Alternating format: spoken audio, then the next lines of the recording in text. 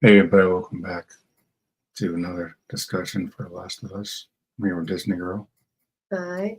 So we're going to talk about the first episode of season 2. Mm-hmm.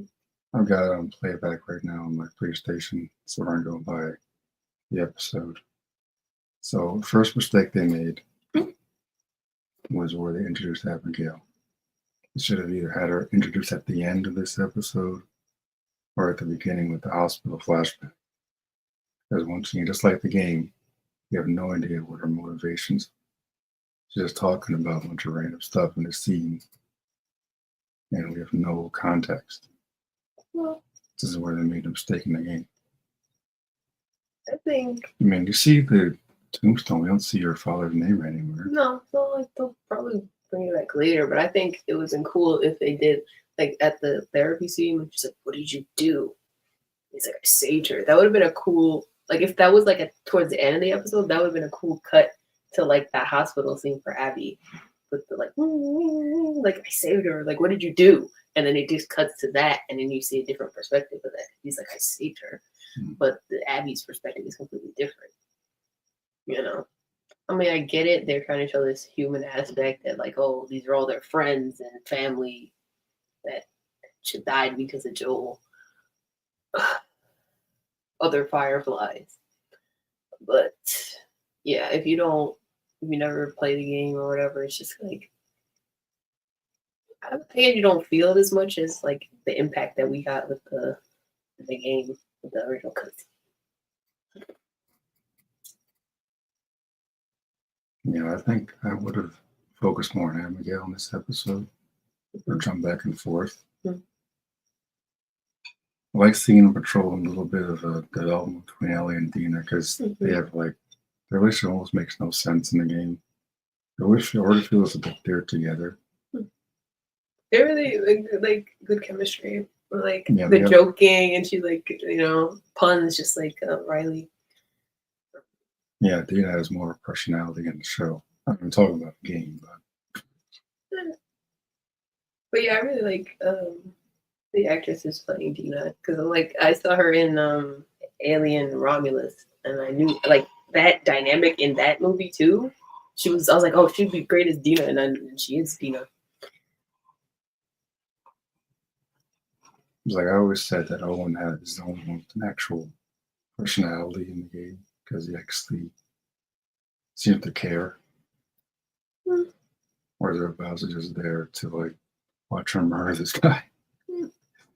Again, they need to explain how in the world they found Joel in the first place. Because in the episode, they're just showing up and they're just going to the town. Unless that dervish is a spy, like I'm saying. There's no other explanation. She's watching him at the dance. She's watching his interaction with Ellie. I'm like, there's gotta be something going on there. I also want to know where he is. Scouting. I mean, in the game, Owen scouts ahead and sees that there's a town, and then goes back to tell Abby, and that's how we first meet her. And then she goes off by herself. But like here, it's like they all see the town already together. Or was it just her? No, it was all of them. Yeah, behind them is the hospital from the first game. No. I mean at the end when they're in the coast, looking at. I think all 4 or 5 of them. Yeah. Not that guy from the hospital. Just had like shake the school. Not the guy from the school that Ellie stabbed in her neck. Oh my gosh! That was so cool. I was like, oh, is it a stalker? Oh man, I hate stalkers. Yeah, but that was so cool. And I'm like, that's interesting how they added the second bite for Ellie now, early. I already like the actress playing Abigail. Again, they should have started in a different spot with her. We need to know her motivations. Game failed with that in the worst way. They didn't get it till 4 hours in the game. Yeah. Like I hope they delve into their backstory a bit too, because you can tell like the dynamics of her and Owen, like when they do flashbacks, and it's just like how the rift caused between them, because she's over here like slowly. We find him, we kill him slowly, and Owen's just like okay. You know, like Owen is pretty chill. Like he just like he's upset, but like Abby's on another level. Yeah, that's where it went wrong. Can't do. Yeah. How old is he, man? Like he looks so much older compared to her. You know, the one with the nose piercing is Nora. Yes, Nora. Can't wait to Ellie kill her. Why? I always look forward to killing her in the game. Why? Part of the I like hospital. Nora. Yeah. Not her fault. Again, if they make it more likable, it would be more interesting in the show. But in the game, she's the one that knocks Tommy out. What? Oh, okay. Well, I don't like Man either. He spit on Joel. No, it's the Falcon dude. Yeah.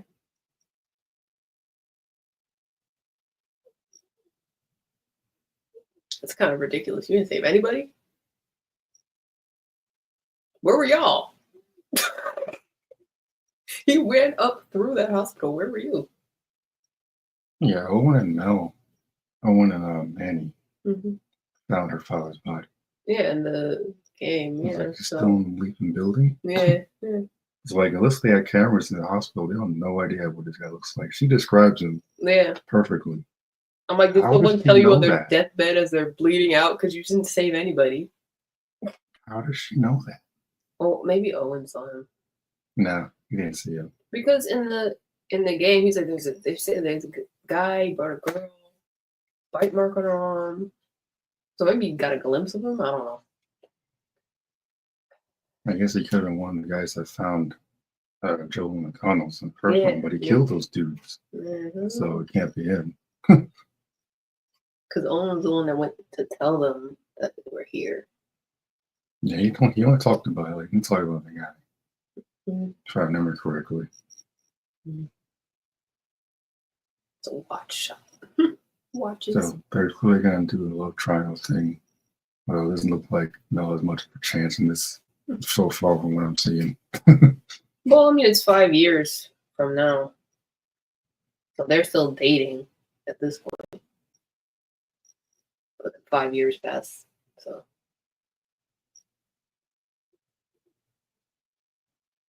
Yeah, I'm not saying I had to be 100% like the game, but I would have started with Abigail first in this version. It would never worked in the game if they did it with Abigail first. You know, it makes more sense chronologically because she's the one that, well, I think we need to see her perspective a little more than Ellie's.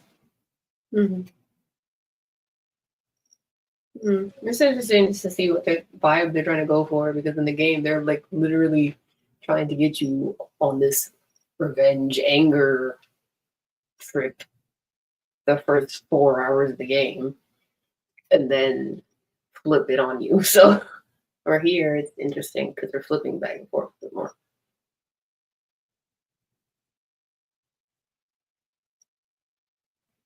Because the reason why Abigail made Ellie watch, she wanted her to feel what she felt. So I think we needed to feel what she felt as well, which is why I should start with the hospital. Because when you get to play as her in the game, you actually found she's actually a decent person. So by the time we get to the very end and Ellie's drowning her underwater, like, kind of don't want her to kill her at that point. Because you kind of like her. The first time I played it though, I was like, Ellie, just pop 2 in this dome and let's go. I'm like, See, she's kneeling here. There's no name on that. no, it just puts the Firefly tag. Oh, those are huge, by the way. I thought they were much smaller. When she brings it out, I'm like, geez, that's like, look at the tag. It's like so big. I'm like, what are you writing, a manifesto on the back of that? Why is it so big? What's his name on the tag? Yeah, but it's so big. All right.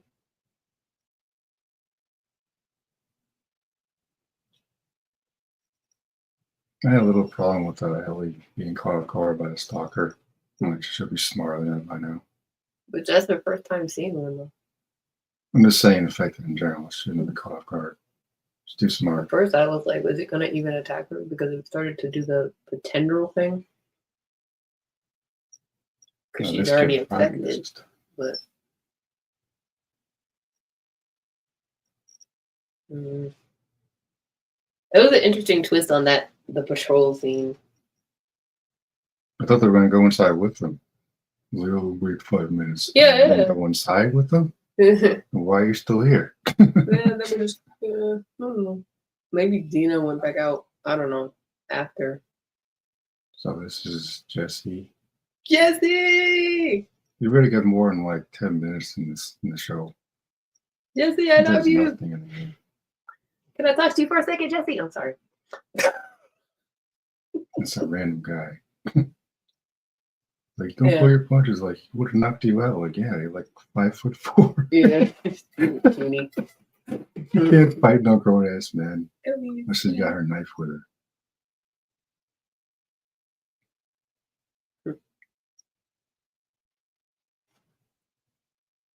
What's with the pipe? It's got the tendrils in there. Yeah, I'm like, And is they're that gonna a have? whole bunch of infected floating city? I'm like, is that like in the first season where they talked about like they can feel the tremors or something in the? Yeah, some guy found it in the pipe and did nothing about it. Yeah. Well, that's gonna be a problem. I like this. It was cute. Like he gets along with Dina really well. I figured it was until when he said best friend. Like, oh, must be Dina. Like, Dina. Oh, Dina. Not the same girl from the season 1. I was watching Ellie. Oh, Dina.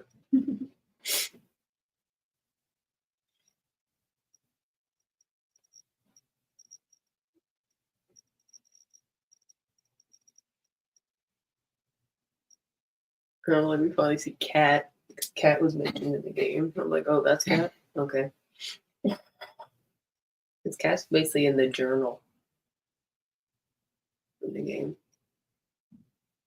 Maybe this was my favorite parts in the game. Sniping all the infected. Yeah. You want to give it the world? And then he's like, okay, give it back. I was like, no, I want to keep it. Tommy! I need to see more of you, Tommy. Yeah, hopefully Tommy gets a little more in the show. Mm-hmm. And that's his freaking brother. Yeah, he wakes up, his brother's gone. I kind of wanted to switch it around and have Ellie and Tommy go after Abby. And leave have Gina behind. Maybe Gina goes with Jesse later. Switch it up. That would be nice. There'll be a nice mirror dynamic between her and Joel.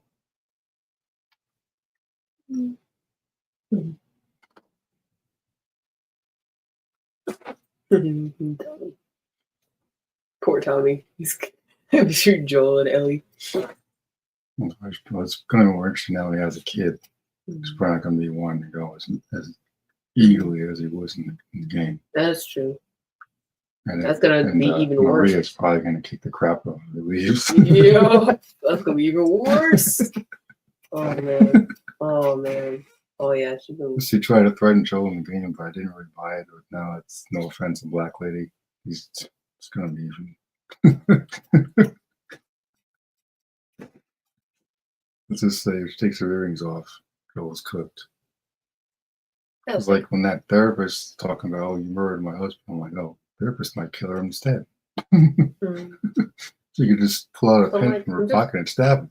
I'm like, I'm just assuming he got bit or something, and that's why.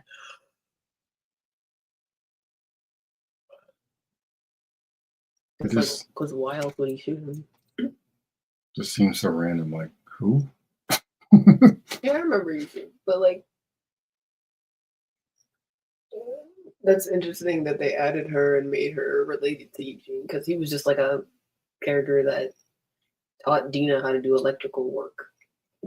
Kind of got the impression he was a lot younger. This lady's like 60 something or something. Oh yeah, it's Kevin McAllister's mom. Catherine O'Hara. Yeah, so what's the kid's name? Something named Tom Jr. or some crap. That's probably what it is. I'm just nothing original, I'm guessing. See, you shouldn't even be going to a therapist. Why? Without knowing exactly who she is. Well, like, I mean, at She's, this point, she's so shady, well, telling us she's a spy. well, at this Telling point, he hasn't told her anything. That like, so. The way she's watching at the dance, telling us she's feeding someone information. She's too shady, man, for a therapist. She's too shady. In this world, you cannot trust anyone. You should know that by now. Shouldn't be telling anyone anything except for Tommy. No one.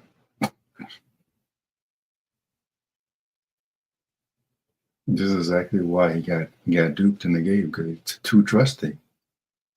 Tommy, Joe from the game would never go in that house. I feel like they're trying to plant these seeds in there. Like when he was like, "You gotta look after your own first before you help anybody else," and then Maria was like, "Well, you were a refugee too," and I feel like that's gonna lead into him like, "Oh, we should help," when he would normally not. I'm telling you, if they have Abigail infiltrate the city, that'll be so much a better storyline in the game already. As a refugee. Yeah.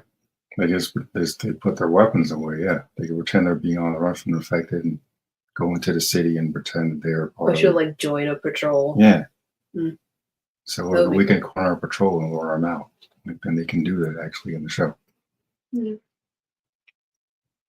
I like this bit when she's in the her room, just like in the game, and she take her knife from its spot. I'm like, yay, just like me. And she has her Savage Starlight posters on the wall. Yeah, why have 5 people out there just consent to people and not going after? Oh, Dina. Just say, hey, just say. How old is Dina, man? She looks like she's 15. Like, you know, you're only 4 years older than us, right, Jesse? I'm like, she say so. Mm-hmm. Actually, Is that Shimmer? Shimmer! Mike Bell looks like the youngest one there. Yeah. How old is Dawn? Only in her 20s. I'm not judging, I'm just saying, like, yeah, they got 5 people going on patrol now. Well, 2 going inside the building were affected. Bella is 21. And 5'1". Yeah, that's why I said she's like 5 foot. Oh my goodness. She's gonna need to use that knife a lot.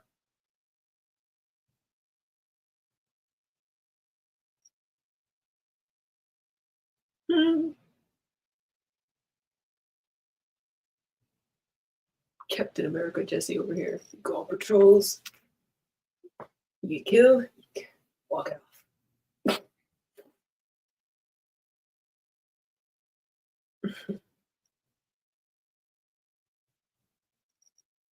I was hoping we get the Dina scene where Dina was like, shh, and then shot the clicker in the head. But that's all right. Man, she fell too far. Yeah. I keep forgetting there's no gas masks in this show. Yeah. Interesting how that's going to play out. Yeah, again, it wouldn't make any sense anyway. But, yeah. And the little dog on the employee of the month good thing. boy for the safe. Yeah. Mm. It's a different dog in the game, but it's fine. Yeah. The bottle throwing. I'm like, yeah. Yeah, This is crazy. I should have split this up between her and that. I'm like, careful with your arms, or the thing still has teeth. I mean, it doesn't matter for her, but still. I see a clicker, I'm shooting it from a safe distance. I'm not standing. Yeah, shoot the legs. I'm not getting close to that mouth because if you don't have a knife or a shiv, it's over for you if you get near a clicker.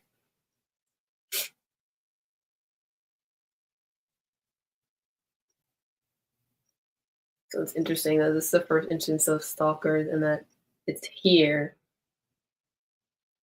while they're still at Jackson. Because we first run into the stalkers in the Seattle portion of the game when we're going to the aquarium. In the offices. Yeah, this is the stalker. That was cool. I was like, yes, give me more infected. I'm happy. I want more infected. Like last season was not as many infected as I would have.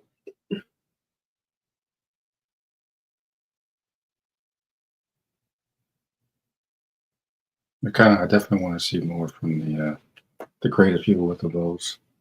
The Seraphites, yes. That's really interesting. And I would the little preview at the end of the episode on showing clips of like Isaac stuff. I want to know what Isaac's deal is, man. Like, Yeah, apparently he knows about Joel. How does everyone know Joel? No one's seen him. well, they told him about Joel, but I don't know what else he knows about him.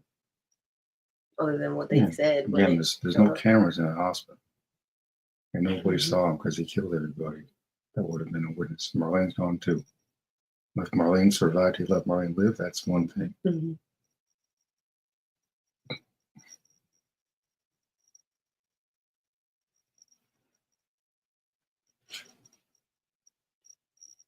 But Ellie, you gotta stop getting bitten in shopping centers. I was almost waiting for him to start singing that song. Yeah. I'm like, we're probably gonna get that later. I'm like, so I guess he's not going to sing? That'd be good. And then, Come on, Pedro. Mr. Fantastic, so I got to sing your song, man. It would be sad. And then, after the dance, I'm like, oh. I was like, they're not giving this to us right now. They'll give it to us later. No, just watch the way she looks at him when he walks away. Yeah. Dina with the Riz.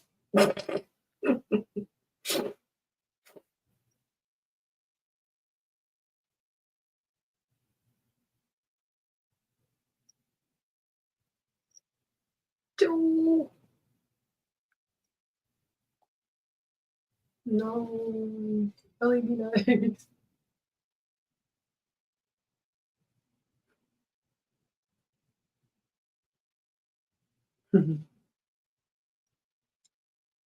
Yeah. See, look at her face. She's watching very closely. She is very shaky. I'm telling you, she's can't trust anybody in this universe. That's exactly why you need a test to be around survival in 20 years.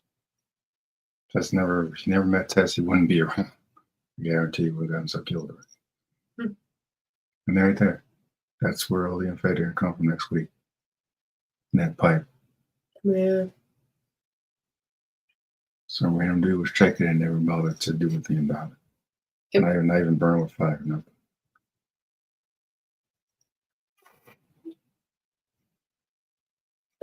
I was so like, give me the progress bar. I'm like, okay, how much time do we have left? I'm like, okay, there's not enough time. The boom. So it's apparently 60 minutes. Yeah. So I guess they're gonna go on another patrol, or no? The infected will come here. And that fight was in the middle of the city.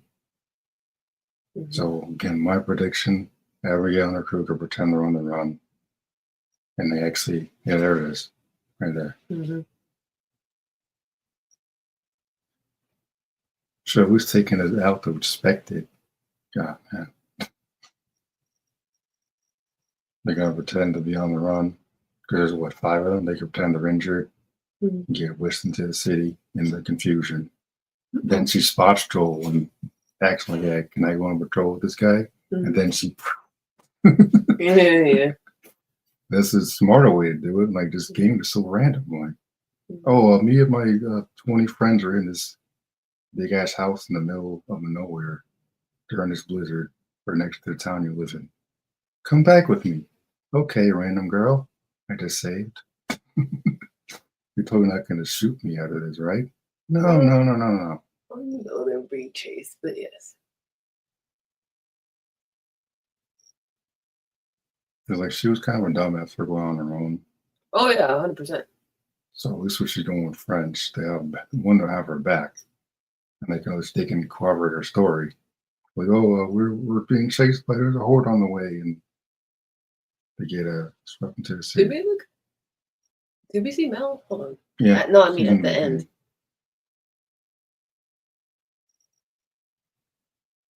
Like, is she visibly pregnant or not? Well, I don't think she would be visibly pregnant here. They mostly focus on Abigail. There's the other. Oh shit! There's a whole bunch of them. Oh, it should be 5.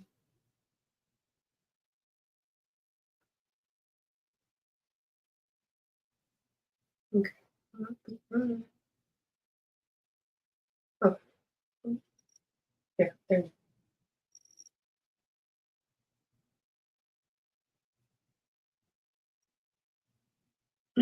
Stupid.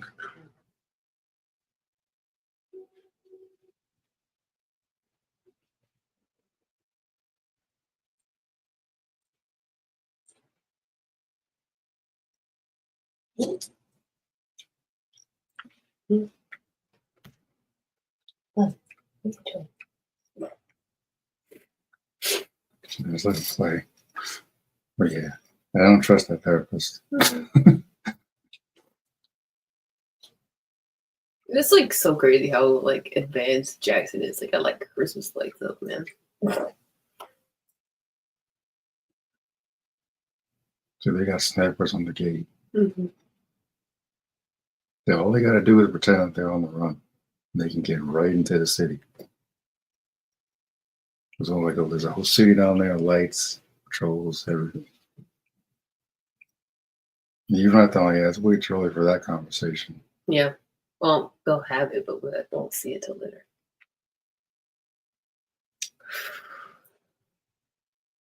Oh, don't make me cry. I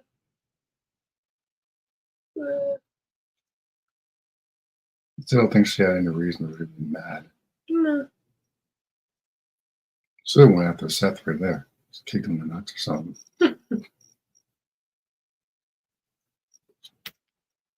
Papa, thank you.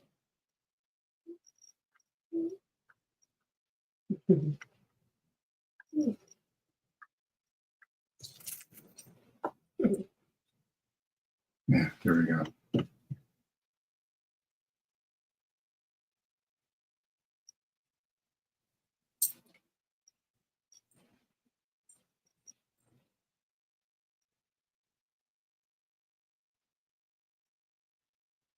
Mm-hmm. In the pipe. That's running around to the city. Mm-hmm.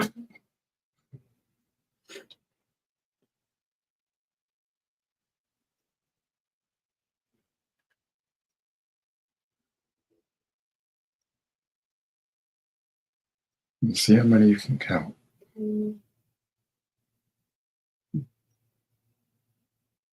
At least 5. I don't know if they brought anyone else. I just saw.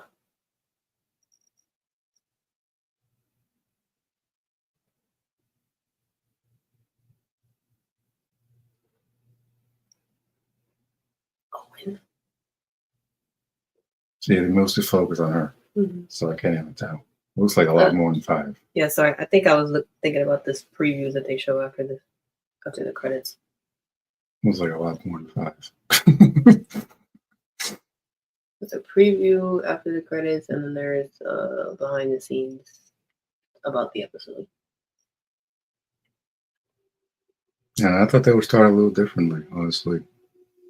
Well, this was their chance to really explain where Abigail came from and what her motivations are, because just having her talk about it just doesn't do anything for me. Well, I mean, I think it's fine for people who haven't seen it, and it's just like a base introduction. So you basically get, okay, he killed some of her people. All right, now she's coming after him. Okay, basic information. No, but like they said again, where's their base? Saravine or something? It's a military base. Mm-hmm. Should have introduced. They should have started with her talking to Isaac, like, hey, maybe Isaac's a military, he has military past or something. Yeah. And he worked, maybe he did smuggling work with Joel in the past. He has an idea where he might be. Start with that. That's how you open your new season. like build up to it. Should be more build up.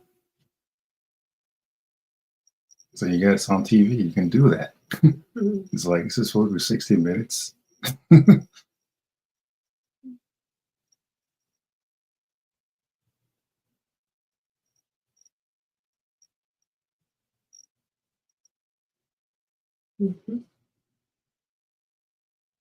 It's like, oh, there's no, they gotta get new strings. Like that could be another flashback. See, there she is again. So that's back for when Ellie got her tattoo. See, there's Nora with no hair. Those the crazy people. We all a little crazy. Especially Isaac, man. Isaac a little too much. Oh shit, they're already. That's what I'm saying, man. I don't think it's gonna be. It's way too fast. It's way too fast. Let's split this into 2 seasons, for Christ's sake. Yeah. It's way too fast. Yeah. Maybe they're just Oh God. showing you. What is the freaking point? What is they could have just made us the movie? Like people tuning in, we're just watching the previews for next week. It really looks like they're gonna action next freaking week. Wow. He was gone within 10 minutes of the damn game. You see him in the opening, you don't see him again until he saves that. Man, he's gone.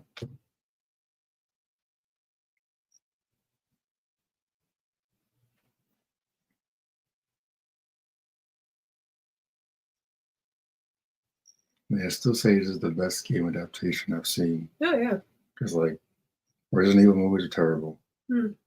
Street Fighter movie was terrible. Mortal Kombat movie in the 90s was terrible. Sonic movies are great. That's the only other one I could say is absolutely fantastic. All 3 of those are great. I could do without the human stuff with freaking Cyclops and the black chick, whatever her name is. What are you talking about? Sonic movies. Oh. And this random human interaction crap. This doesn't belong in Sonic movies. Like, aside from the Sonic movie, this is definitely the best. The Uncharted movie was terrible. Yeah. Tomb Raider movie was terrible. Angelina Jolie movie was great. Back in the 90s, 2000s. There were 2 of them, I think. Uncharted movie was terrible. You don't cast, what's his name, Sullivan. Yeah, freak, man. Tom Holland still has a little kitty face, so I'm like, yeah. Nathan's a grown man in the original games in his 30s. Tom feels like he's in his 15s, like he's in the teens. No one made once back whenever that came out. Like, if they're gonna make a trilogy, they need to get on it, or like switch it up and make it a TV show. I was kind of shocked that they made that movie after this. I'm like, really? Uncharted into a movie? You insane? Like, can they just remake the first like 3 Uncharted games like they did the last ones? It actually aged pretty well. Especially the second one. Well, the first one, no. First one is like when you go from playing 4 to playing 1. Yeah, no, I wouldn't take them to. Like I was playing, and then Nathan just T-posed for like 5 minutes. I was like,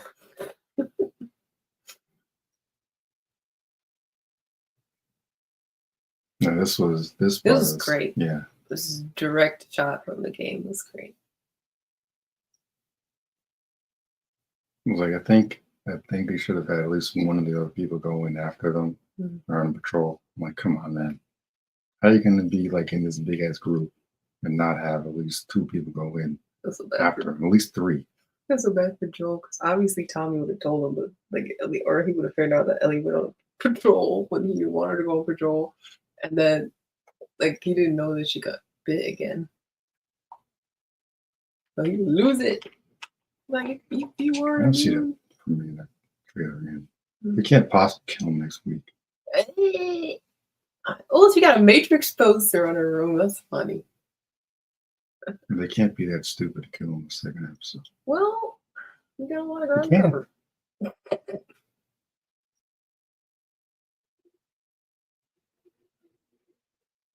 Kind of knew it was likely.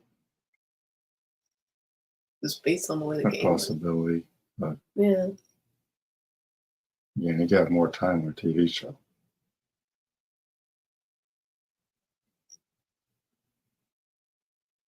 That shady therapist again. I don't trust her. I think that was a flashback, so it's probably before she was pissed off at him. Yeah, I guess they're gonna show him traveling to the city. Trucks look awesome. Isaac! I love it's the same guy. The Watcher. Isaac need to chill. He'd be torturing people too much. How about another freaking dinosaur? Ah. That's probably my favorite part of the game. So fun.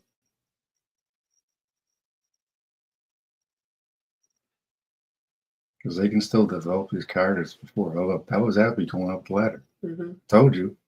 They're going to infiltrate the city during the raid. Man, how did I just predict that exact thing?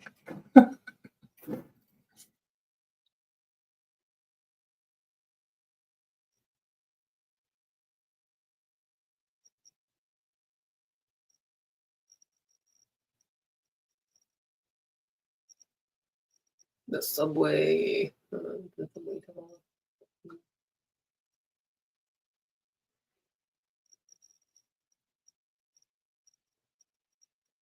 Well, that's from the game. Yeah, that's Abby. Mm-hmm. She's climbing up the ladder going to the city. Well, it might not. That's her. That's I know Abby. that's Abby. I know that, but I'm like, those are. I don't know. We'll see. No, she's not going. They don't have the house this time. She's going to climb up, going to the city. And that's how she's going to scope out Joel. She's probably going to kill him right in the city, too. We'll see. Same Sunday thing. Yeah. But at least they got, like, set traps at the gate this time.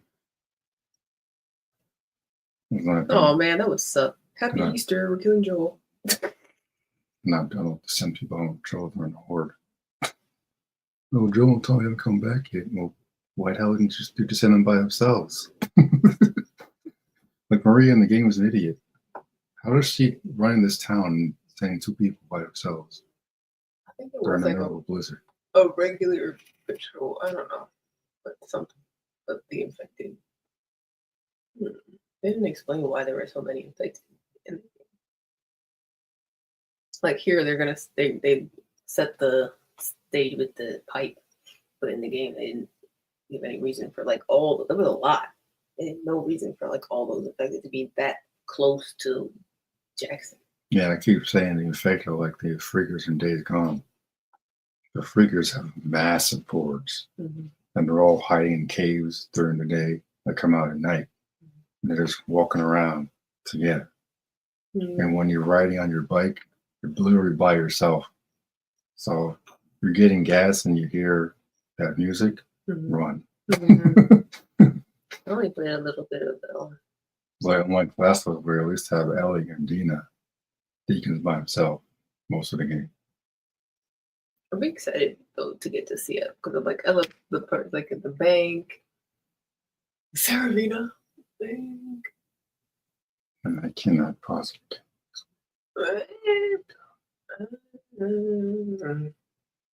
That's what I think, but I would hope not. But I think so. I mean, it's a preview for the whole season, but it was like, as soon as I saw the double left, I'm like, oh shit. I feel like they'll do it, and then we'll get flashbacks. So They can still, that's what I'm saying. They're just rushing it. mm-hmm. They can still have Joel and Ellie go on patrols together throughout the season to build it up. Mm-hmm. And that's what we were robbed of in the game. We got none of it. Yeah. I miss my Ellie. My Ellie.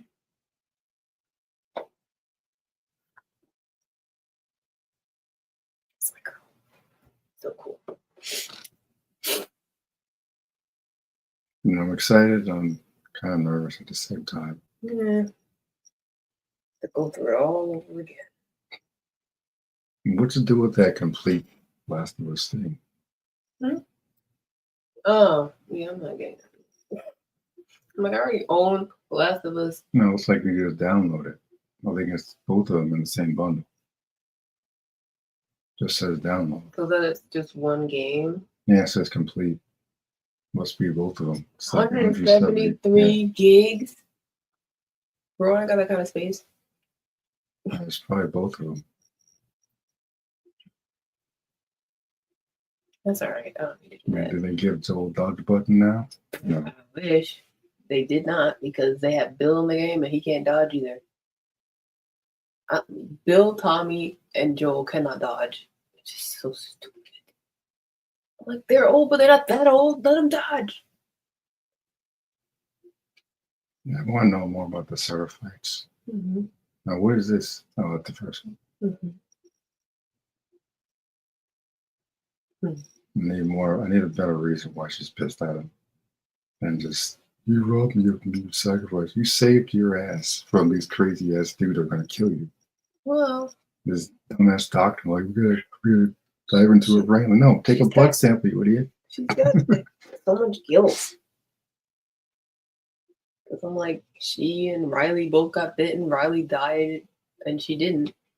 And she's like, well, you keep finding something to fight for. Like, huh? Did she kill Riley? Because that was never clear. Yes. So, and then, then she finds out that she's immune, and then they tell her that, oh, you can help people. I guess there was some kind of like, oh, okay, maybe this is why I lived and they died. And it's like, and then to have that taken away after all of that, after everything she went with David and all that, then he just is like, oh yeah, it meant nothing. Lie to her, say that, and then to find out what he did. I don't know, because I feel like she, for a certain point in the first game, she did have hope a little bit for like the future. But I mean, I guess it'd be really depressing if you find, like, when she finds out and is like, oh, the only person who could possibly do a cure is dead, which I doubt is actually true. Can't be the only doctor in the world. It was like she got her people got an entire military base zoned out. There's gotta be more than one. There's more than one doctor. There's people taking care of Mel. Yeah, some idiot sent her out. Somebody could figure it out. Somebody somewhere could figure it out. Because I'm like, we're only in like certain parts of the United States. I'm like, what's going on in the rest of the world? Yeah, some idiot cleared her to go out into a military zone. Which like 8 months. Yeah, that was so dumb. I hated Mel for that. I'm like, I have no respect for you. I hate to not be able to help. Like, how could you possibly do that? I feel like, Ellie, you're a burden now, aren't you? Like she's about to explode.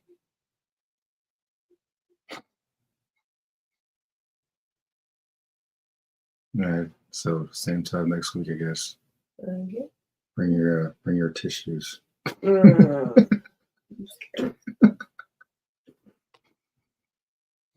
feel like the hope I felt when I first played the game, because I saw leaks ahead of time. I think Dale told me the leaks, and I was like, oh no, probably not true, bro. Yeah, I always ignore the leaks. I would rather play it for myself. Because then people are like, oh my god, the leaks spoiled. No, you spoiled it by clicking on the leaks, you moron. It's not on the developers. People are like, oh, it's a failure. I'm like, no, it's not. Why is it being adapted on TV?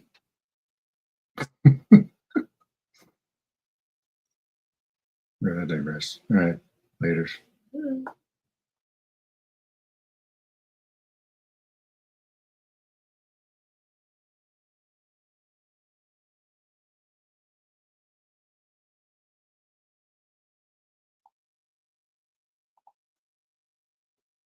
So, yeah, that was an interesting discussion, but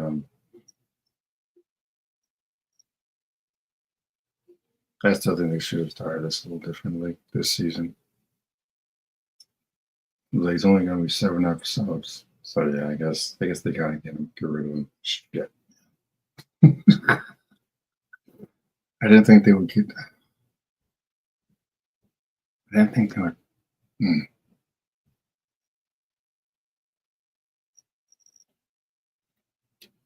Because like I keep saying, like with TV, you got so much more time to dive into character histories and develop people and stuff. But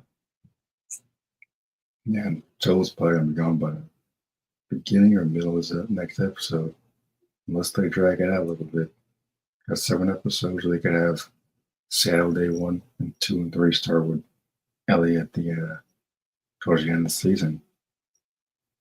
I mean, as long as they start shooting next season,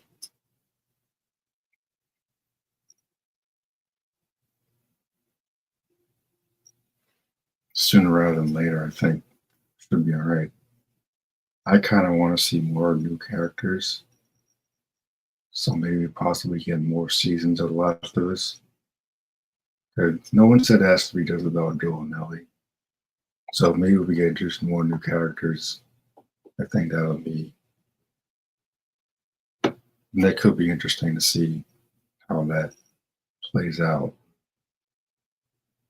I mean, it's on HBO, so like the show has been successful so far. I don't see why we can't introduce more new characters. And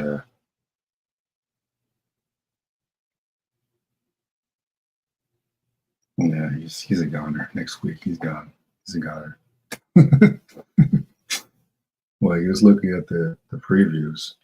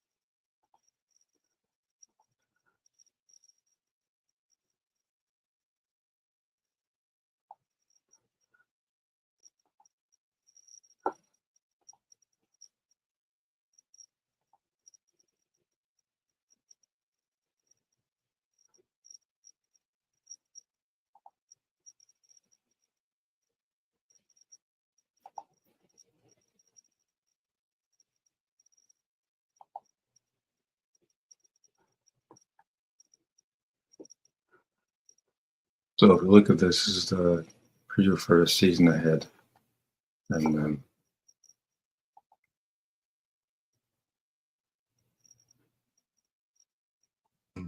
change and growth. No, that would be a butterfly. So what's a moth? Death.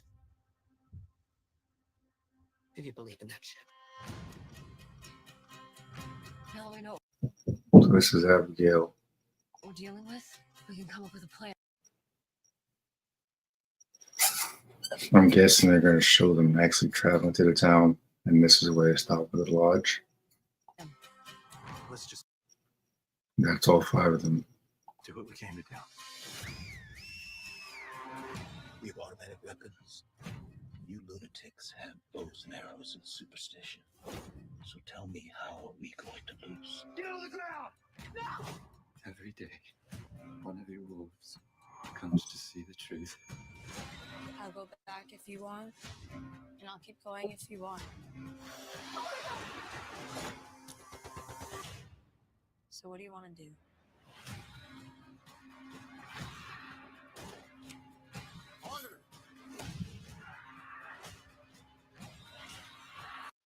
So this is Abby scaling the wall. So I predicted that Abigail is going to be on the run from the horde in the shows. In this version, you see Jackson has this big ass gate, goes like a gate, and they got snipers and scouts And my guess is that this time around, she's going to protect. She's going to be on the run from the horde. She's going to get into the city. She's never made it into the city in the game. She just whacked Joel at the lodge. Random ass, big ass freaking building with like 20 people. And Joel and Tommy never questioned any of it, by the way. So she might get into the city. I kept saying, like, if she infiltrates the city and then maybe scopes out Joel, maybe she manages to sneak on a patrol with him, and then she takes him out and she just disappears or something. That could be the way they do it this time around. I still think it's way too fast. 2 episodes in, like, my God, man. Oh. Like, I'm excited, but I'm really, really nervous at the same time.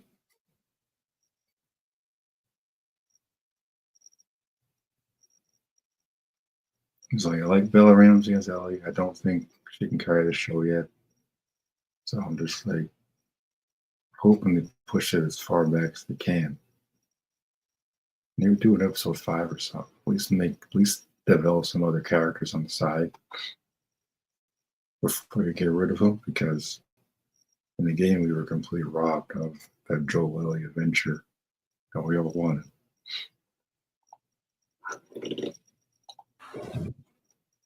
So this is the horde. It's like in the game when Joel and Tommy rescued Abigail. Only this time they're not run towards the lodge. They're going to the city because of that branch in that pipe. Some random guy found nothing about it. Now they're all going to pay the price, because I guarantee they're going to come because of the step on the branch and someone infected thing. But the infected in this show are like the freakers from Days Gone. Because in Days Gone, they got these massive hordes in Days Gone universe. And they hide out in the caves during the day and they come out at night. And like, so when you're riding on your bike as Deacon, and you hear that music, you know they're on the way. They'll chase you for a long ass time too. I always lead the freakers to the bandit camps, then watch as they take them out. But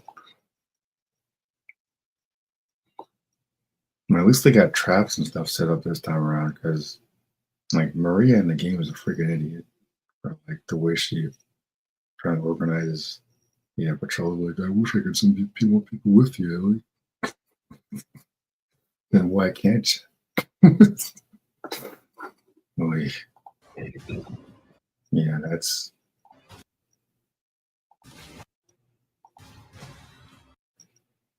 And there's Tommy with the flamethrower and then gone. See, they're going to be invaded next week with the infected. This is going to be very interesting. I think if my prediction is right, Abby could probably take Joel out during the confusion of this invasion here.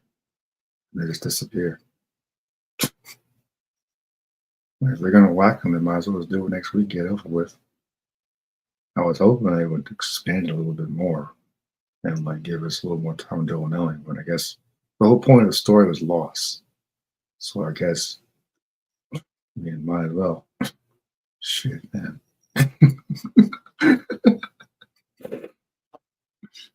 I'm like, yeah, this is not going to be good. Still the best game adaptation I've ever seen, besides the Sonic movies, because there really aren't that many good video game adaptations out there. Maybe the Tomb Raider movies from the 90s with Angelina Jolie. Aside from that, there aren't really that many that I can think of off the top of my head. So I'm grateful for The Last of Us. This is going to be a very interesting season. See how this progresses. Yeah, I'm very nervous about next week. Very nervous. So for me, again, I keep saying this, but like I would have started this episode with Abigail at the hospital, with the sirens going off. Screen cuts to black, hear the sirens, see Abigail. She finds her father in the hospital, and all the bodies. That's when you see Owen and Manny, because you first see you in the flashback in the game. If they did this, that would have been One introduced Abigail, your secondary protagonist or antagonist, and you see her clear motivations, her deceased father, and then I explained why she's on the man to find this guy. Because otherwise, like, oh well, we're gonna kill him slowly. Like, why? I know why, but like, you gotta pretend like people haven't played the game. It's the whole point of a TV show adaptation. It is like they're already going from A to Z, and that was the problem with the game. They went from like it's like 4 hours into the story, you don't even get the reason why she killed him. She just saved her life. At least in this one, it looks like she's going to be again infiltrating the city. During the confusion, she can easily whack him and then disappear. But she was never there. In a town like this many people, no one even knows she was there. And I still don't trust that therapist. But you know, I think she's a little shady. She's a little shady to me. I don't trust her. She's a little shady. And the way she was watching Joel at that dance, I'm like, So that's Tommy. And he's got a flamethrower and a pistol protected from around the city. Yeah, this is not going to be good.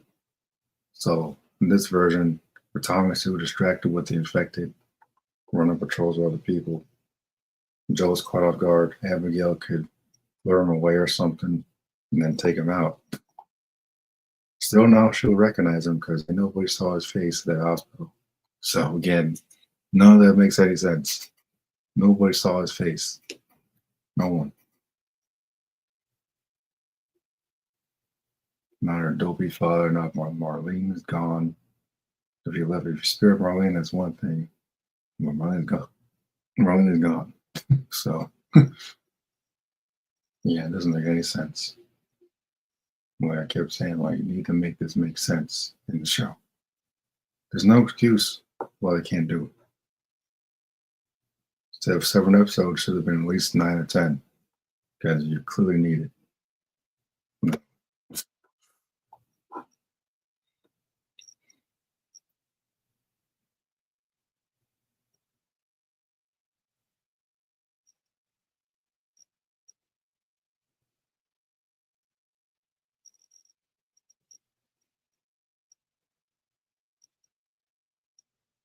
You know, someone said Joel actually survived episode 1. That's what I've been saying. Like,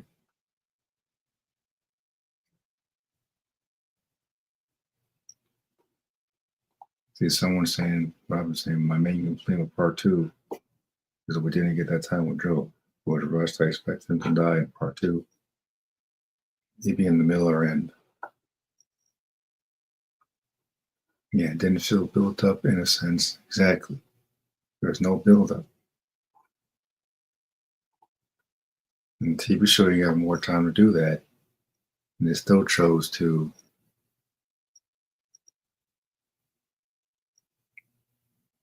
I don't want to say take the easy way out, but let's get out the golf clubs, everybody. Someone who says this is by far one of my favorite shows of all time. Someone never played the game. I must say the show is amazing. I like it even more than Stranger Things. I've never seen that show.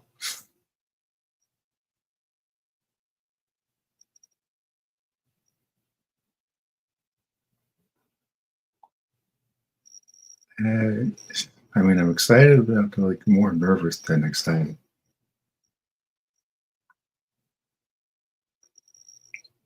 Yeah, it says someone says Joel's death is not the problem here. It's the humiliation they gave to the character. Yeah. So they could clean that up a little bit in the show if they did it smarter. By just having Abigail kill him in the confusion of this clear invasion here.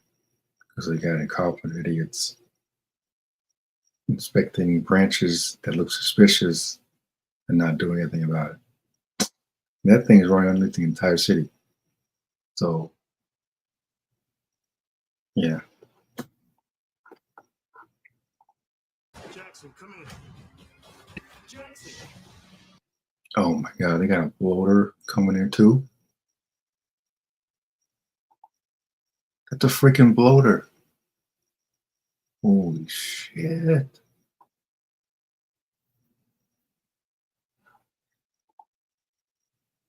Oh, stars.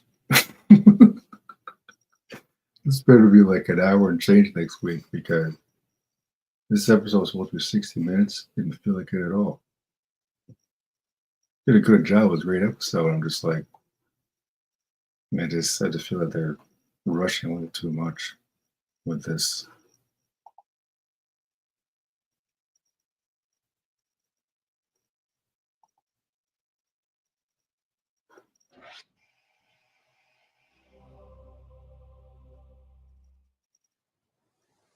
Slowly. What? When we kill him, we kill him slowly.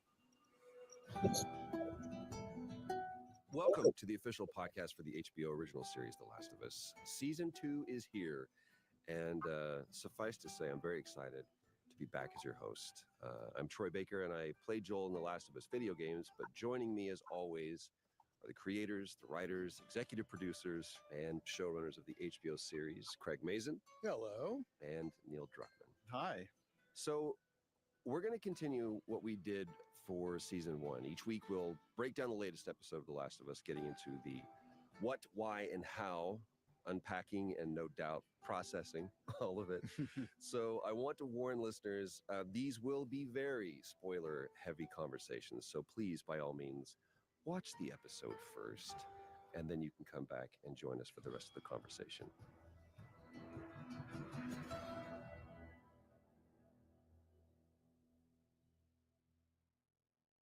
So season 1 came out now over 2 years ago. Now you go into season 2 and you have the burden of that success on here. Yeah. How do you meet that challenge? Well, I mean, I will say season 1, I'm just going to be fully transparent. I don't do well with a lot of attention. I think the rough thing for me is that if something fails, I feel really, really bad. And if something succeeds the way the first season did, I just feel really, really scared. I don't know why. There was something about the amount of attention and the size of the discussion and the size of the audience, which was way beyond what we expected. There's a general ballpark that you get from HBO. We'd love to hit this number, and we shot way past that It number. became a cultural event. And that's where I got scared. For you, Neil, going into this, obviously, when the game came out, it was a remarkable release. Mm. Was there ever a part of you that said, maybe I can change some things, or maybe I've got a second chance to do this again? I had weird fears, which was like, I wanted to work on this and I knew we would change certain things. I was just very curious, how would a TV audience would react? Is it going to be a different reaction? So there's just like a curiosity of like, what's going to happen here? So that's why I really kind of like relied on Craig in those instances to just say, what's best for the show? Like really kind of let's hold each other accountable to do what's best for the show. Yeah. We care about the audience. We want them to love it. But the specific criticisms or praise, ultimately, you have to put a shield up or else you'll drown in it. For people who are familiar with the games, or familiar with the story, if season 1 taught us anything, it was you don't know what's coming. Mm-hmm. I love the perspective that sitting down watching this first episode, I have no idea what's going to happen. What was the baseline of you must know these are the things that right off the bat for this season that we want to get across from the very, very jump? For me, the most important thing was to establish a new reality for Joel and Ellie. It's been 5 years. She is older. She is different. She is more independent. And Joel is older too, and has settled into this interesting kind of mentorship life. He's become a pillar of this community that he, initially was sort of at odds with. And the two of them are operating in a world of safety and security and confidence. Jackson is safe. The way that they're interacting with infected is different. They feel more like hunters now than victims or people who are quarry. So that, and introducing the new realities for Tommy and Maria and their child, who was in Maria's belly in season 1, and here he is running around as a 5-year-old, and meeting new people that are incredibly important to the story, Dina and Jesse. And of course, there is that moment with this absolutely new character named Abby and all the people she's with. All those things are important to get across here because, as anybody that watches The Last of Us knows, whatever reality and whatever certainty we create, we're probably going to kick it around a bit before you know it. All right, let's get into episode 1 of season 2, which you, Craig, wrote and directed, titled Future Days. Future Days is the song by Pearl Jam that in the game, Joel plays for Ellie. And we should say that some astute observers may have an issue with it. Yeah. So let's just go ahead and rip the scab off on what I think is going to be a lot of commentary. Future Days, that song didn't exist in 2003 when the world ended. And Neil and I had, a solid conversation and arrived at the following conclusion. We didn't give a shit because it is an important song to the story. And thematically, it's incredibly important because Joel is trying to figure out what his future is with Ellie. And Ellie is trying to figure out what her future is as herself, not as someone's kid. And where they're heading into the future, which we accelerate them into 5 years later, they have arrived at Future Days. It is, in fact, the past that is the anchor that is still holding them back.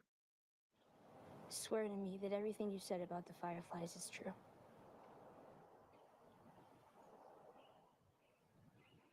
I swear.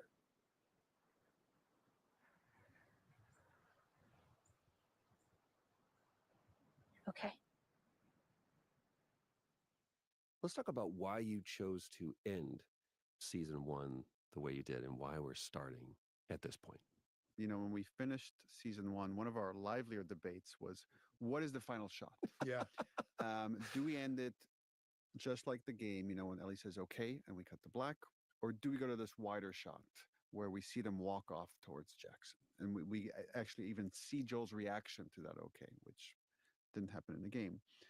We were kind of batting this back and forth. And, our process is always very open. Just because something was done in the game and it was successful in the game doesn't mean it's the best choice for the show, best choice for these characters. So we will try multiple edits.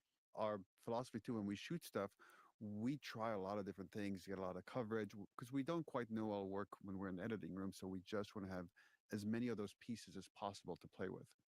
And ultimately, the conclusion we came to is there was something ending about the unresolved note when Ellie says, okay, that worked best for season 1 in the same way that it worked for the game. But now we had this footage. We could literally pick it up right from then and there and see Joel's reaction and kind of feel this tension because, again, that conversation is so important for everything that's about to come. It felt appropriate to start there. And the bait on the hook for me was Joel's reaction, which was new because we never got to see it in the game. And when she says okay like that, what is he supposed to take from that? And I think it's a fantastic choice that Pedro makes there, which is, I'm pretty sure that's bad. I'm going to choose to take it at face value anyway, because that's what's best for me. And it's fantastic. But I think, Neil's absolutely right. Just that finality of ending with Ellie's okay, especially the way Bella delivered that is just incredible. But then we had a chance to come back and remind people of this moment, the key moment that generates everything from this point forward, and then to give them that little bit more to see what Joel chooses to do there. And you can already see in that choice the problem. The problem is he's going to pretend for as long as he can that she doesn't know, no matter what he gets back from her. So let's talk about Abby for a little bit. He'll help me find him. Yes. I'll help you find him. I'll help you kill him. Who is this character, and what can we expect from her in this season? Well, the character is pretty much who the character is in the game. She is, as we find out, a firefly. She lives in Salt Lake City. We know that because we see the giraffes. They're burying people. And we don't know who this one cross is that she walks over to and drapes a firefly pendant over, but it's clearly somebody that mattered deeply to her. We know from this scene that she has a different relationship with Owen than with the others. We know that she is angry and she doesn't care about circumstances. She doesn't want to hear what you can't do or why you can't do it. She is already fixated on one thing, no matter what. She wants to kill Joel for what he's done.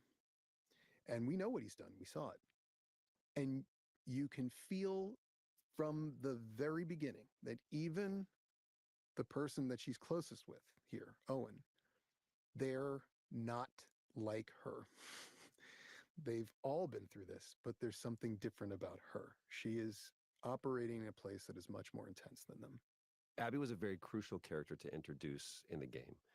And obviously, Neil, you were very diligent in how you wanted to introduce that character, how she was being presented in the story. What was that conversation like between you going, hey, here's what we did, here's what we found worked, but we have an opportunity to explore something else? The fact that Abby is a firefly is something we withheld in the game for a very, very long time, and it comes in much later in the story. But here, we just decided to reveal it very early and to just lean into it and show who she is, because, again, it wasn't a huge surprise. So those are the kinds of conversations we're having about where should certain things go, and then where should certain things be expanded. What else can we learn about these characters? Is there any opportunities to dig deeper and find out more of who they are, what makes them tick? Abby and how we introduce her and the context we put her in this season, right off the bat. It's the first new scene, really, that we see after Joel and Ellie walk towards Jackson. Is something that we talked about a lot. And part of it was the way she's introduced in the game is through you playing her. And that experience is why the way I think you guys structured the information release worked so well. Because you are somebody and it's a mystery, but who am I? Why am I here? What do I want? And why do I want it? But you're occupying her. We don't do that on the show. And so it felt like, okay, maybe the information delivery system should be different here because we don't have that opportunity to be a person. When you're playing as the character, you have this immediate empathy towards them. Like, you don't have to have as much quote unquote writing or drama or show as much relationships. That is more of like the fuel for how the game moves forward. We don't have that. So then we have to rely on other things. Yeah, that's a great point. Let's talk about Caitlin Deaver. What drew you to Caitlin as the choice for Abby? Caitlin was involved in the world of The Last of Us going back many years when it was going to be a movie. Ended up not happening, but she was in the running to play Ellie. And then, when we made the show in season 1, she kind of aged out of that role, so it wasn't really a consideration. But then when we thought about the season and her name came up and we started discussing it, Caitlin is so talented, and I had the privilege of working with her a little bit on Uncharted 4 video game. It was very easy to just close your eyes and see her as this character and see that, because this character, going back to what Craig was saying earlier, just has this drive, this passion, this intensity, this intense pursuit of justice, and has to be like extremely vulnerable at the same time and have all these other facets that we haven't even seen yet. It didn't take much imagination to view her in that role. Not to draw too much of a comparison, but Abby is quite different in the game physically. She's tall, large, imposing. She works out, you could say. When we see her, she's not that. So let's talk about that decision. Well, we didn't feel like we were obliged to fully represent the same body shape that Abby has.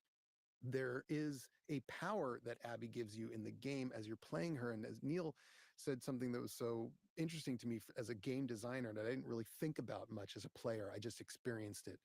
Just that when you're playing somebody, and you then shift over and play somebody else, they need to have different methods of different physicality. Different ways to attack, different ways. You have to, so when you're Joel, you feel one way. When you're Ellie, you feel different. And you play differently. You're more scared because you're smaller and you don't quite have the Joelness about you. And it was smart to make Abby different in that play style than, say, Ellie. But again, we don't have gameplay. So to me, the key was to find a certain ferocity and a relentlessness. And I think you'll see some of that as the season goes on, and certainly as we go forward with the show. Let's talk about where we find Ellie. Yeah. Boom, motherfucker. First of all, okay means stop. Sorry, I was in the moment. Second, you can't boom motherfucker people who land the first hit on you. Square in the face, by the way. Well, I can obviously take a punch, so who cares? Fucking hard, by the way. I pulled it. You pulled it? Yeah, he pulled it. Why? Because I told him to. Why? Otherwise, he would have knocked you out. And I don't want to have to explain that to Joel. Don't do that again. This fight that we see where she ends with a bloody nose but a smile on her face. She says something very important at the end there. The look on Ellie's face, where all that kind of fun, I'm one of these, guys doing this stuff, just gone. I'm not Joel's girl. And it was important for us to show this fight because we wanted to explore how somebody who is Bella's size fights. Because Bella has aged, but she's not getting taller. And the world is full of people that are bigger than her. And so we did a lot of research and looking around, and it seemed like jiu-jitsu was the way to go. And I watched videos of small people taking down big people, and it's kind of incredible. And they do it the way she did it there. And that's what they're training her to do. And I think it's amazing, the idea that Ellie is like, I know my size. Teach me how to do violence to people that are bigger than me, because I want to be effective in this world on my own. I don't want somebody coming to save me every time. I want to be able to take these people down.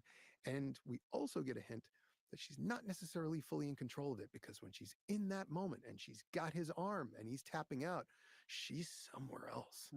Her approach to violence is different from Joel's. Yeah. Where Joel is like, he's good at it, but he doesn't like it. He doesn't get any joy out of it. It's a very pragmatic solution to a horrible world. There's a thrill that Ellie has, and she seeks it. It's why she wants to go on patrols. It's why she could have a different job at Jackson, but she's purposefully going after putting herself in situations where she will have to use violence. Like, it's almost like there's something that's missing from her life if she doesn't have it. It's fascinating to see how Ellie finds her purpose in fighting. That's where she feels effective. That's where she feels like she's her own person. And I think a lot of this is about separation. And when you separate from the adult that has taken care of you and raised you, you want to figure out how you're an adult. And adults are effective at things. Ellie is not like Joel. Joel builds. Ellie doesn't build stuff. She doesn't do construction. But Ellie can do violence. And she does it right here. And then in the next scene we see her, she's blowing the head off a clicker as Tommy teaches her. And her reaction when that head explodes is, oh, it's a delight, because those things are dangerous animals. They're free to kill. Yeah, it's another way to get control in this unpredictable world. Yeah. If you're more powerful, and again, this violence, this martial arts that she's studying, it allows her to have more power in this world, and thereby have more control over her life. Another new character is, oddly enough, Jackson. Yeah. This is a character in the show. Like, it's a fully functioning city, and we see the community that's built up from where we were. We talk a lot about community, and that word is going to come up more than a few times, because that is what Jackson is. It is the only community that I can think of that we've shown for certainly is that's functional. It may be the only functional community at all in the world. We don't know, because beyond the borders of where we've traveled is a bit invisible to us. But Jackson is functioning. It is taking in refugees. Joel and Tommy are working on renovating some of the houses that weren't livable so that they can house more people, so they can grow. This is what humans do in success. This is what was going on back in the hunter-gatherer days. They began, a little small thing becomes London one day. And that's what's happening here. There is a power to that. There is a security to that. There's also a danger that you become a little complacent. You think you've figured it out.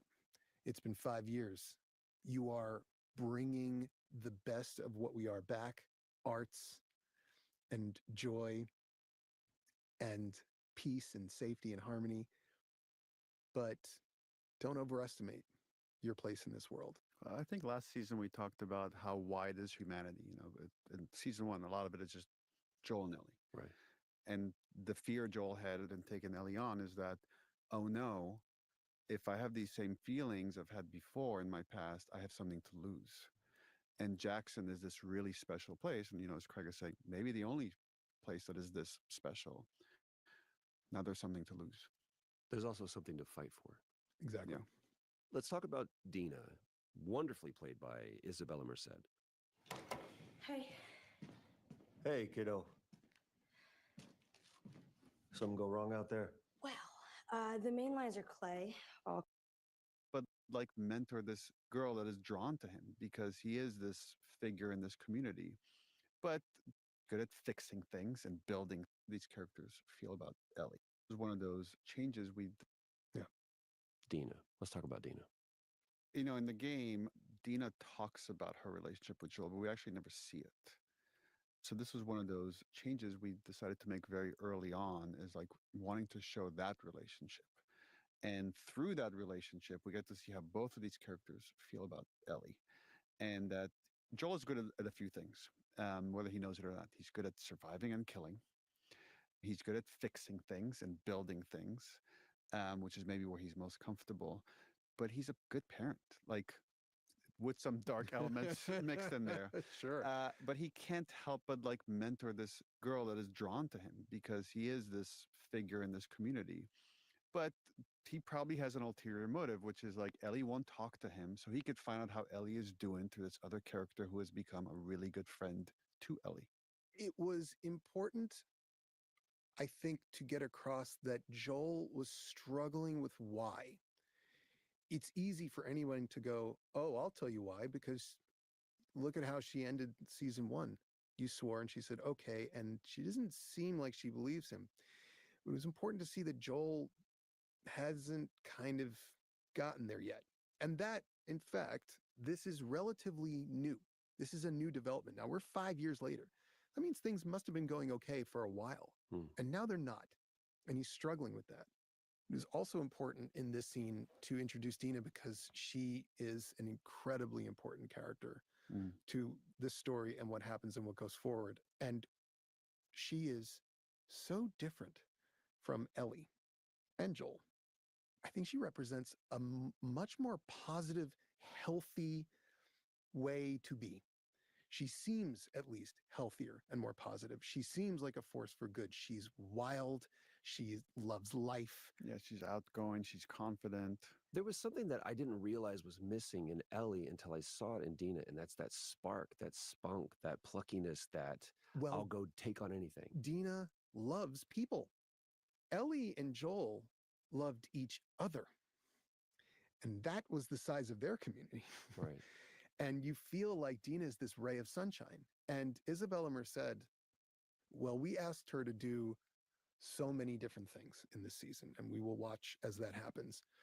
But one of the things that I love about how she portrays Dina here in this first episode is that you can feel the warmth radiating off of her. You want to be her friend because she's so funny and on top of stuff. She's charming.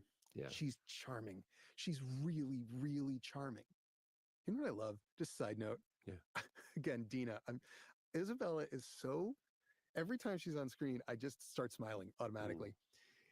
And when she comes to pick up Ellie to do the patrol, she's like, trying to get them back together, you know? Better? Yeah, better. She with all that hardware. Yeah, like Curtis and Viper. You know, those movies Joel likes. I know. I was actually gonna maybe watch them tomorrow night with him, if you want to join. It's sort of sweet and lovely and doesn't work. and and she just sort of goes, okay, well, tried it. I love watching those two together. Yeah. Bella and Isabella, what like It's one of those gambles, you know, when we first cast her, like you're hoping, you're praying that the chemistry will be there, they'll get along. And so to see it come to fruition like that. That was the first day of shooting, was the scene where she comes to pick her up to go on patrol. And I was, 5 seconds into take one, and we're going to be fine. We're going to be okay. We're going to be more than fine. These two, like, amazing. Another character we get to see is the character of Gail, played brilliantly by Catherine O'Hara. Didn't know psychiatrists were allowed to drink in these things. Psychotherapist. Psychiatrists are the pill ones. And no, we're not allowed to drink in these things, but I woke up this morning feeling sad. I am a big believer in the Vince Gilligan theory that comic actors make the best dramatic actors. So when Vince makes Breaking Bad, he casts Bryan Cranston. Sitcom dad, guess what? Incredible actor. There is a depth of humanity to funny people that is often discounted or overlooked. And Catherine O'Hara has done dramatic roles before, not too many, mostly comedic roles because she's so brilliantly funny. And she's pretty funny in this one too. But there is a depth and soul to her that is so obvious, to me at least, and informs why she's funny. She is iconic and always comes across as knowing.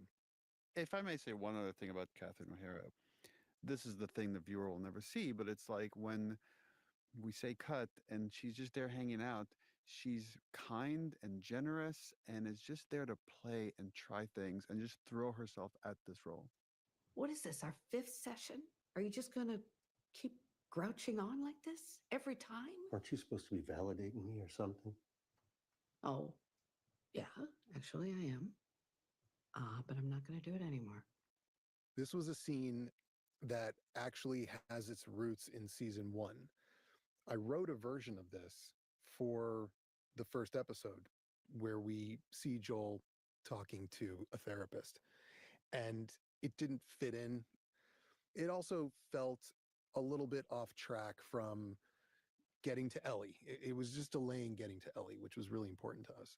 But it was good, actually. It was a good thing that we didn't do it in season 1 because there's more subtext now to discuss.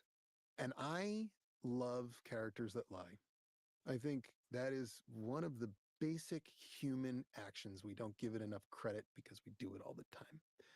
The idea of lying or obscuring or holding back or concealing, even in a session with a therapist, a job that would be extraordinarily useful in a barter system in the post-apocalypse where everyone has suffered, everyone has been traumatized. And Gail is not just a therapist, she's good. She's really smart. And she's also brave because she's doing something in the scene that is scary, in part because she needs to, because she herself has been traumatized, and in part because she needs to demonstrate by example. Say the thing you're afraid to say. I can help you.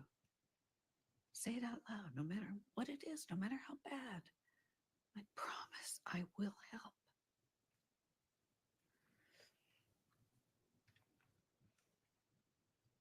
Did you do something to her?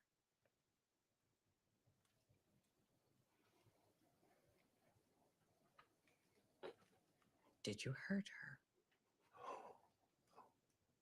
Then what?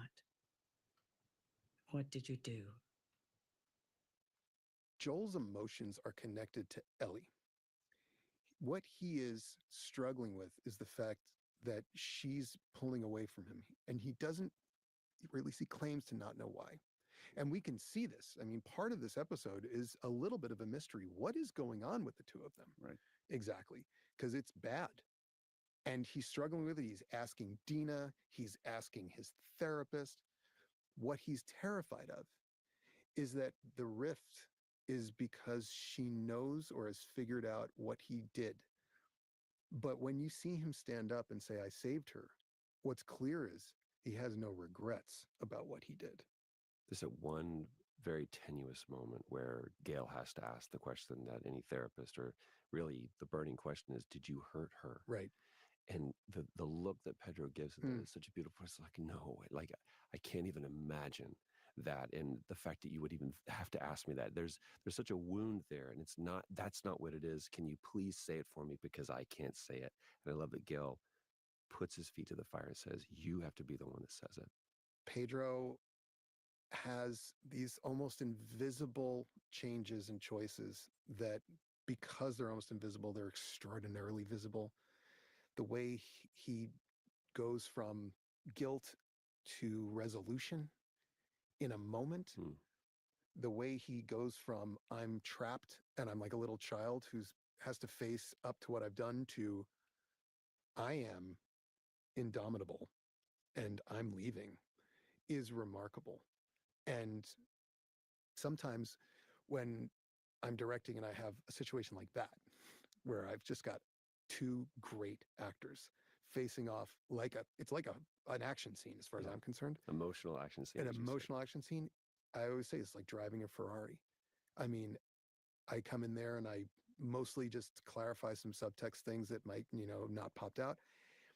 And then I get the hell out of the way. Yeah, and I think the thread you're starting to see here between like Abby and her reaction to Joel, Ellie and her reaction to Joel, and Gail and her reaction to Joel, is that there are certain actions that have consequences, and we're starting to feel the ripple effects of those actions. Just come to see if you were going to that thing tonight. Be good to show your face. I don't know. Yeah, maybe. I don't know. You been playing much? Enough, yeah.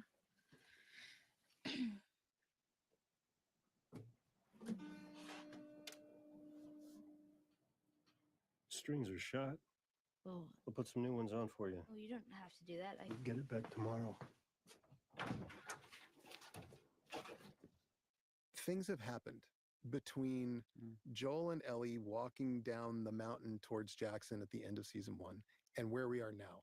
A lot of things have happened. There are ghosts of mistakes in history past that we are going to unfold and we are going to discover. But where we are here is heartbreaking, because that guitar clearly means something. And the way it's on the floor, I can't tell you how much time I spent adjusting the clothing and the angle of the guitar and where the guitar would be and how it would be lying there and how much dust would be on it. It's a carelessness. It is a discarding of something that sticks in Joel's chest like a knife. And he does his very best to not explode or do anything. He just walks over, shoves all of his feelings down to a little ball, tells her she'll get it back the next day. He's going to put some new strings on it, pretends that he's just caring for the guitar. She knows. The second he sees it there, she knows that she's blown it. And also seemingly doesn't care. That's the depth of what's going on here. And how we got there and how it gets resolved is yet to come. We saw this in the trailer, and it's one of my favorite shots, actually, from the game that I was glad to see incorporated into this episode, which is the dance. Yeah.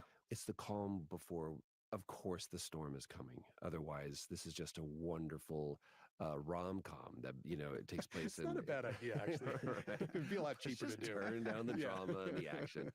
We have this beautiful moment of the community coming together and celebrating, ringing in the new year. The community. But there's Ellie alone. Alone. And that is, that's a shot. There are shots where, as I'm playing the game, and it's not that I take notes, it just emotionally, they thumbprint on you. Like, this is where, in making a television show, a shot like that lasts about 2 seconds or so. The number of meetings and the amount of work put in and the set design and how those lights would be strung and how we would shoot it. And then Ksenia Sarada, our brilliant cinematographer, one of my favorite moments of her work was that the shot was sort of set up to be on this little crane, which we had wheeled into the doorway of this church. And it just wasn't quite perfect like the game. I just wanted to, and she was very patient. And then she was like, in her very Ksenia way, take the camera off the crane, please. And then she put it on her shoulders and she just did it herself by hand. And it was flawless. It's so beautiful. And that's one of those things where when the game and the show overlap like that, it's glorious. And I think it also helps enhance where the game and the show separate, because you know it's going to come back. We don't wander away and never come back. We're always tied to that experience, which I think is great. I'll try not to do this too much on this podcast, but that's one of those moments. I mean, I wasn't there for the filming of that, but I saw it right afterwards, and you just get emotional because you could feel the love that people had for the source material. Since season 1 came out, people have asked me like, "Oh, what's the secret sauce to make an adaptation that works?" Now I know, having finished season 1, which is like find someone that loves it as much as you do. Which that's Craig Mazin, and that's Ksenia is one of those people who's played the game and loves it so much. It's in her bones. Like she knows the game inside out. So when it's trying to capture something almost identically, it's not quite the same shot. It feels like the same shot. It feels like the same shot. And all the work, again, for the set design, for like the extras that are there, again, trying to capture this moment. So much work goes into something that feels simple when you're viewing it. I feel something that the rest of Naughty Dog, the studio that made the game, feels, which is like a respect and love for the source material that can only come if you really cared about it and appreciate it. Our love extends beyond the visual here. We're also listening to music that is being played by a band named Crooked Still, which is the music that plays in the game. One other fun note here, when we made the game, I wanted there to be a band. But, when you make a game, every character you make, you have to model them. You have to model them from scratch. So it's actually really expensive to add new characters. And we're just running out of time. So we couldn't make a band playing this music. So we just had a record player that's playing on some speakers, some AV system. Here, we brought Crooked Still, are the ones playing there. And they're sitting there with Gustavo Santolaya, our composer. Who's playing along with them as part of the band. Brittany and the Jug Boys is their name in the show. I think it's a fantastic name. But it was wonderful to work with them. And it just made the whole thing just so much, truer. We talk about how much love is being put on display, not only with the source material and the writing, even the camera shot. And this seeming love between Ellie and Dina. And now we get to see how some people in the community feel about that. Seth. Good old Seth. I'll say this. We're going to get a little deeper into Seth. Seth had a moment in the game that was important. And in our world, which stopped at 2003 in terms of its social progress and development, there was simply not the acceptance of gay people or lesbian people or anybody on that flag. And Seth comes from that world, clearly. We'll find out who he was and where he came from. But it was important to not pretend that the people in this world would necessarily be in a 2024 mindset about, say, queer people. Not only that, but I think it's important to point out that even within this small community, there is still dissent. Yes. And it is something that we want people to feel our characters carrying with them. Ellie carries this with her. She knows how people feel. Who she is, and even how Joel understands it and how he comes to understand it is yet to be understood. And then there's the question of Dina. What is Dina doing? And I remember getting to that moment and loving it and also being like, is this real? She says, I'm high. I smoked a lot. Well, is it real? Yeah, there's a lot of really beautiful stuff that's happening in that moment, which is like Ellie's insecurity. Yeah. Ellie's feeling like she's not worthy of someone like Dina.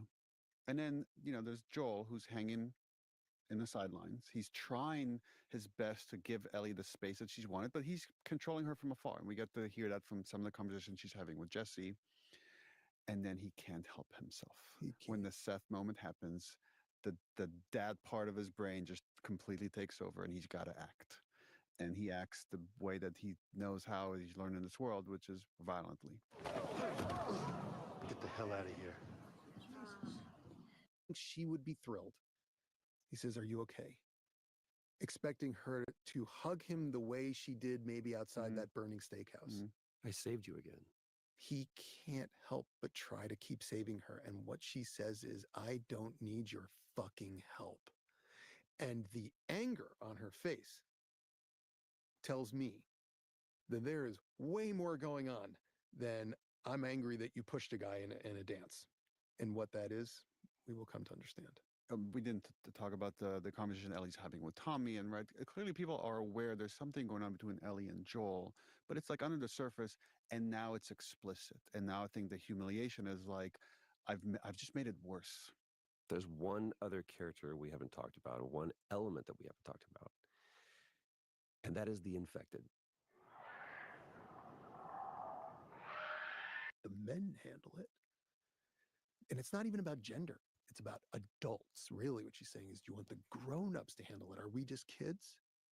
It's a really good springboard to talk about that moment in the supermarket where we get to see a glimpse of a new character in the form of a stalker. There's one thing to think about these infected that are just kind of operating autonomously. What we see here is something completely different. We talked a lot about how to create a world where our characters felt actually rather safe with the infected, because when you go from season 1 to season 2, if your fear reaction to infected is the same, then you kind of haven't learned anything in 5 years. You haven't gotten better. You haven't practiced. Humans are very good at solving problems over time. And these humans have gotten pretty good at solving the infected problem. They're feeling good about themselves to the point where Ellie and Dina are fine to walk in a supermarket and go one-on-one. But this one is different. Run at me, fucker. Yes, and then they're quiet. They run away, which is like they've never seen anything like this before. Exactly. Like she says, they plan, they stalk. And it's also very important to note here, it wins. In the sense that it bites Ellie and would infect her if she were anyone else on the planet. It's that good. So this kid / young woman who goes into a supermarket cocky as hell just got bit by this other thing that she did not see coming. The introduction of that is probably never going to pay off. I'm sure we will never see stalkers again. Something that gives us an indication that we're not going to be okay is the fibrous network in all of the pipes that is underlying everything underneath Jackson. Yeah. Can we talk a little bit about that? Yeah. What we liked about this was that it was the progress that caused the problem.